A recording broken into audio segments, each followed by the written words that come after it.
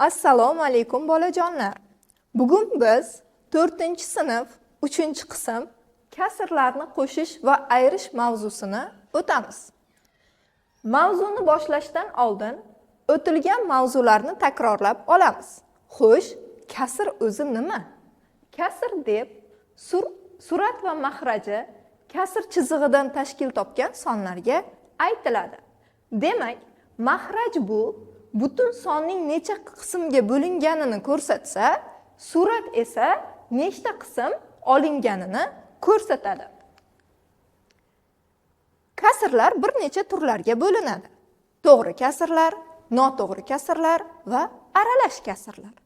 To'g'ri kasr deb surati mahrajidan kichik bo'lgan kasrlarga aytiladi.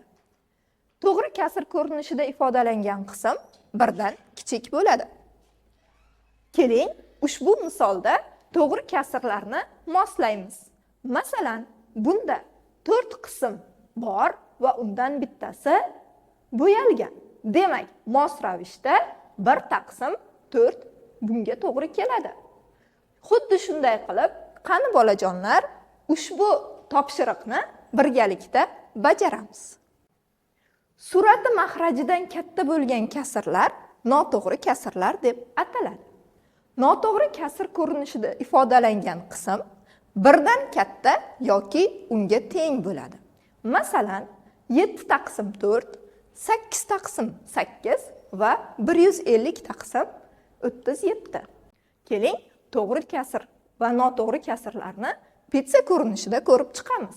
Demak, 7 taqsim 10 ko'rinishidagi kasrimiz to'g'ri kasr, 8 taqsim 8 ko'rinishidagi butun pitsamiz noto'g'ri kasr.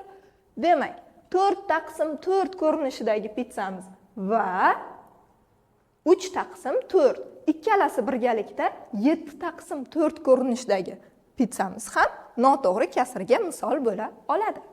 Biz bugungi darsimizda bir xil mahrajli kasrlar ustida qo'shish va ayirish amallarini ko'rib chiqamiz.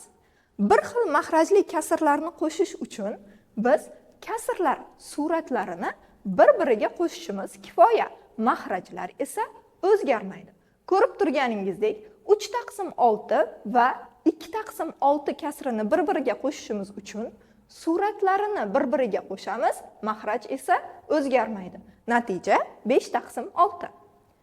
Bir xil mahrajli kasrlarni ayirish uchun birinchi berilgan kasr suratidan ikkinchi berilgan kasrning surati ayriladi. Mahraj esa o'zgarmaydi. Ya'ni 6 taqsim 6 dan 5 taqsim 6 ni ayirish uchun suratdagi 6 dan 5 ni ayiramiz va mahraj o'zgarmaydi. Natija 1 taqsim 6 ga teng. O'rganib olgan bo'lsak, bolajonlar, keling ushbu suratdagi kasrlarni birgalikda ishlab ko'ramiz. Demak, 1 taqsim 2 ga 1 taqsim 2 ni qo'shganimizda bo'yalgan qismlar nechta bo'ldi? 2 ta bo'ldi. To'ppa-to'g'ri natija 2 taqsim 2.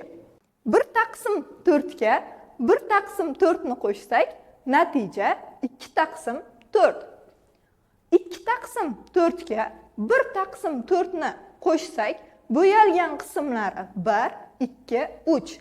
Demak, 3 taqsim 4. Keling bolajonlar, qolganini mustaqil ravishda o'zingiz ishlab ko'ring. Endi darsligimizning ikkinchi misoliga e'tiborimizni qaratamiz. Biz bu misolning ikkitasini birgalikda siz bilan ishlaymiz, qolganini mustaqil ravishda o'zingiz ko'rib chiqasiz. Birinchi misolimizda 6 taqsim 15 ga 2 taqsim 15 qo'shilishi kerak. Demak, 6 taqsim 15 ga 2 taqsim 15 ni qo'shganimizda, boya aytganimizdek, 6 ga 2 ni qo'shamiz, mahrajimiz o'zgarmaydi. Natija 8 taqsim 15. Xuddi shuni ayirish ko'rinishida ko'radigan bo'lsak, 3 taqsim 7 ga 1 taqsim 7 ni qo'shganimizda, birinchi sondan ikkinchisini ayiramiz, natija 2 taqsim 7. Bolajonlar, qolganini mustaqil o'zimiz ishlaymiz. 3-misolga e'tiborimizni qaratamiz. Bunda qo'shishni son nuri yordamida bajaring, yechimini umumiy chizmada tasvirlang. Quyida ko'rib turganingiz son nurida e'tibor beradigan bo'lsak, demak, suratlarimiz 1 santimetrga ortib ketyapti. Demak, 2 taqsim 12 mizga qo'shsak, 4 taqsim 12 mizni 4 birlik orttiramiz. Ya'ni 1, 2, 3, 4. Natijamiz 6 taqsim 12. Keling shuni ikkinchisini ham ko'rib chiqamiz. 6 taqsim 12 mizga necha birlikni qo'shyapmiz? To'ppa-to'g'ri 3 birlikni qo'shyapmiz. Demak, 3 birlikni qo'shganimizda 6 taqsim 12 ga 1, 2, 3 birlik. Natijamiz 9 taqsim 12. Uchinchisida xuddi o'sha 9 taqsim 12 ga necha birlikni qo'shyapmiz? Ha, 1 birlikni qo'shyapmiz. Demak, 1 birlikni qo'shsak 10 taqsim 12 hosil bo'ladi. Endi 4-misolga e'tiborimizni qaratamiz. Bunda ayirishni sonli nur yordamida bajaring degan shart berilibdi. Keling buni umumiy chizmada tasvirlaymiz.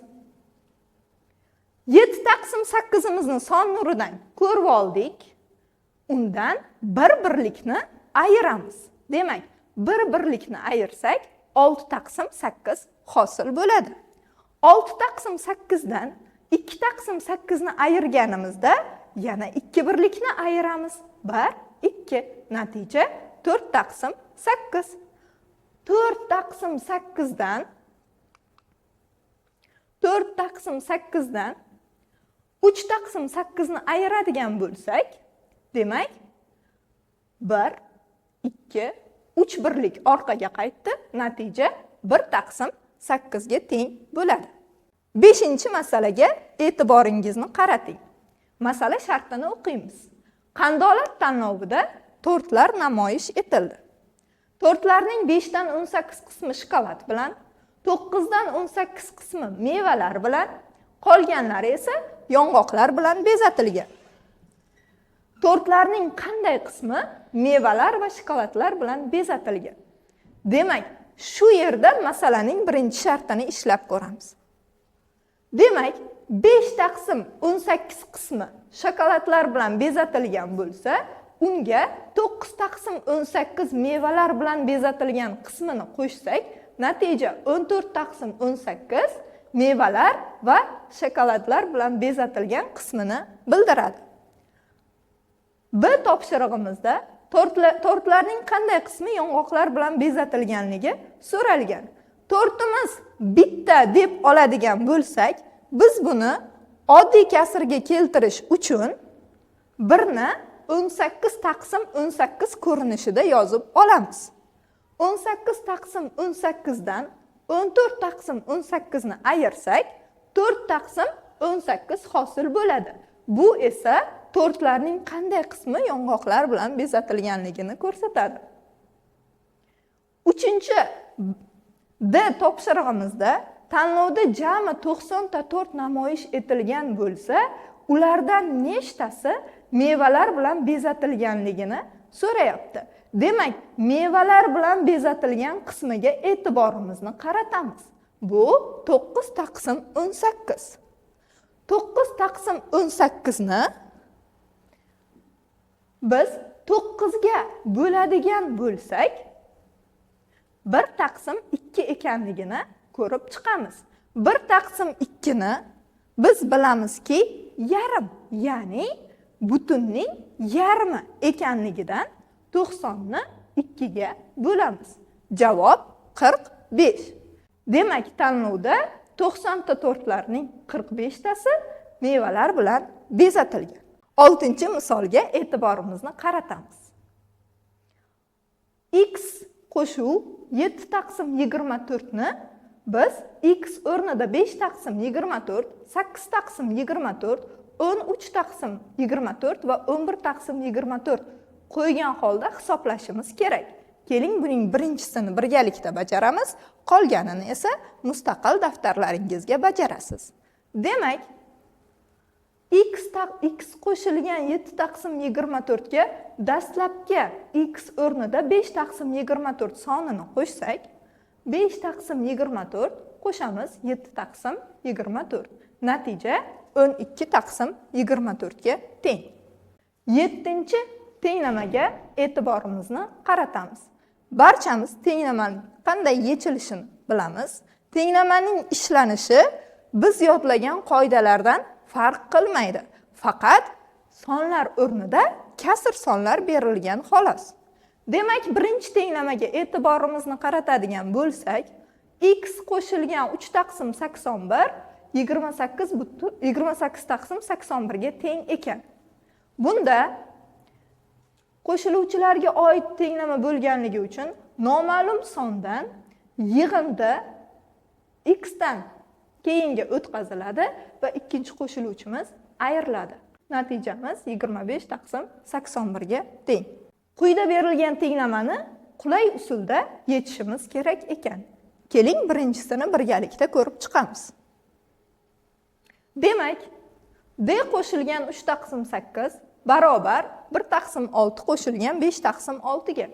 Tenglamani dastlab tenglikdan keyingi qismini ishlab olamiz. Demak, 1 taqsim 6 ga 5 taqsim 6 ni qo'shganimizda natija 6 taqsim 6, 6 taqsim 6 esa 1 ekanligini bilamiz. Biz 1 ni 8 taqsim 8 ko'rinishida yoza olamiz.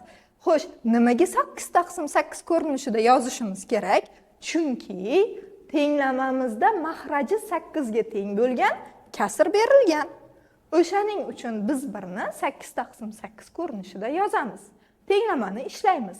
Noma'lum son 8 taqsim 8 dan 3 taqsim 8 ni ayiramiz. Noma'lum sonimizning natijasi 5 taqsim 8 ga teng. Quyidagi mantiqiy misolga e'tiborimizni qaratamiz. Birinchisini men ishlab ko'rsataman, qolganlarini esa o'zingiz mustaqil ishlaysiz. Demak, bizda sonli ketma-ketlik berilgan. Birinchisi 1 taqsim 9, ikkinchisi 3 taqsim 10, uchinchisi 5 taqsim 11 va to'rtinchisi 7 taqsim 12. Bu yerda qanday qonuniyat bor? E'tibor bersangiz, kasrning surati 2 taga ortyapti, mahraji esa 1 taga ortyapti. Ya'ni birinchi berilgan kasrimizning surati 2 taga ortganda 10 birimiz 3 ga, mahraji 1 taga ortganda 9imiz 10 ga aylanyapti.